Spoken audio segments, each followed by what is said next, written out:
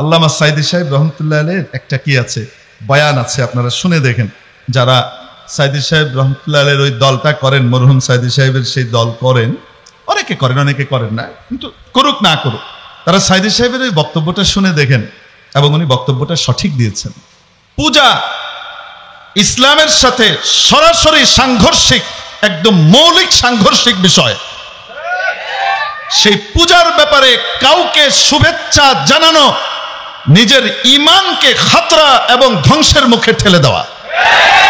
এটা ঈমান আর কুফরের প্রশ্ন।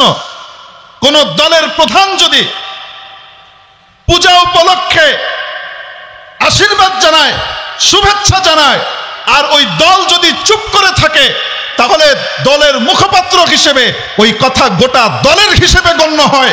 কোন দলের পক্ষ থেকে যদি পূজায় তাদেরকে শুভেচ্ছা জানানো হয়, তারা আর যাই হোক না কেন ইসলামী দল হতে পারে না, অন্য কোনো দল।